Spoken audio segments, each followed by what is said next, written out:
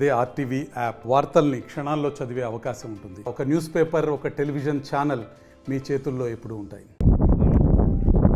పులివెందుల నియోజకవర్గం పులివెందుల మండలంలో పులివెందుల పట్టణానికి కూతవేడు దూరంలో ఉన్న పులివెందుల మున్సిపాలిటీ పరిధిలో ఉన్న ఎల్లంవారిపల్లి రెవెన్యూ గ్రామ పొలంలో ఉన్న వందలాది ఎకరాల ప్రభుత్వ భూమిని భూబకాసురులు విచ్చలవిడిగా అన్యాక్రాంతం చేస్తూ తమ అధీనంలోకి తీసుకొని కోట్ల ఆస్తిని తన పరం చేసుకోవడం జరుగుతుంది.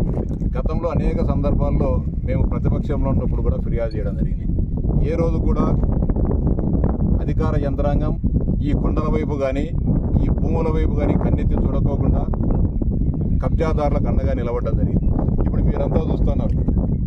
అంటే గతంలో ఏ విధంగా దోపిడీ చేశామో, భూములను ఆక్రమించుకున్నామో, ఇప్పుడు కూడా అదే విధమైన పందాన్ని కొనసాగించాలనే ఆలోచనతో కొంతమంది దుర్మార్గులు పోలవరం ప్రాజెక్టులో అన్న ఇన్ని మిషన్లు, ఇన్ని టిప్పర్లు ఉధృతంగా పనిచేసాయో లేదో కానీ వెలమారిపల్లె గుట్టల్లో మాత్రము పదుల సంఖ్యలో పొక్లైన్లు, వందల సంఖ్యలో టిప్పర్లు ఒక ఉద్యమ స్ఫూర్తితో ఒక ఉత్తేజభరితమైన వాతావరణంలో వందల కోట్ల భూములను కాజేయాలనే కుట్ర జరుగుతోంది.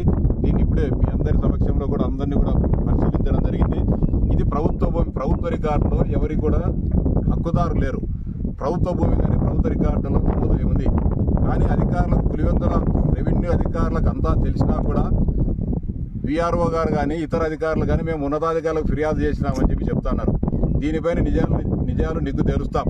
ఎవరికి ఫిర్యాదు చేశారు, ఏ అధికారి నిర్లక్ష్యంగా వహించారనే దానిపైన కూడా త్వరలోనే దర్యాప్తు జరుపుతాం.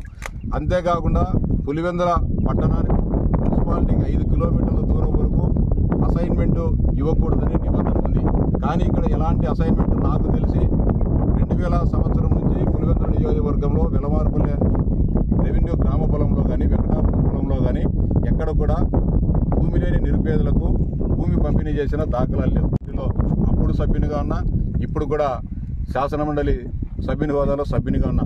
కానీ ఇంత పట్టణానికి కూతవేటు దూరంలోనే అధికారులంతా కూడా ఈ దారిలోనే ఆ దారిలోనే తిరుగుతూ ఉన్నా కూడా ఈ దురాక్రమణదారుల పట్ల ఏమాత్రం చర్యలు తీసుకోవడం కానీ హెచ్చరించకపోవడం కానీ ఉండడం అంటే ఇది కేవలం నిర్లక్ష్యపూరితము, కుట్రపూరితమైన వ్యవహారం అని చెప్పి భావిస్తూ ఉన్నా. ఖచ్చితంగా దాదాపు 100 ఎకరాలు ఇటు చూస్తే ఇటు నుంచి అటు రోడ్డు నుంచి అటు పులివెందుల కదిరి రోడ్డు నుంచి పులివెందుల కడప రోడ్డు మధ్యలో ఉన్న వందలాది ఎకరాలను ఇష్టానుసారంగా ఒకవైపు సమీపంలో మెడికల్ కాలేజీ, ఒకవైపు నంద్యాల నుంచి బెంగళూరు పోయే జాతీయ రహదారి, మరో కూతవేడు దూరంలో బెంగళూరు నుంచి అమరావతి పోయే జాతీయ రహదారి, ఈ 3 ప్రాంతాల మధ్యలో ఉన్న 100 ఎకరాలను కబ్జా చేయడం జరుగుతోంది. దీనిపైన సమగ్ర విచారణ జరిపిస్తాం. మరిన్ని వీడియోస్ కోసం ఛానల్ ని సబ్స్క్రైబ్ చేయండి. లేటెస్ట్ అప్డేట్స్ కోసం వాట్సాప్ ఛానల్ ని ఫాలో చేయండి. అండ్ లింక్ డిస్క్రిప్షన్ లో ఉంది.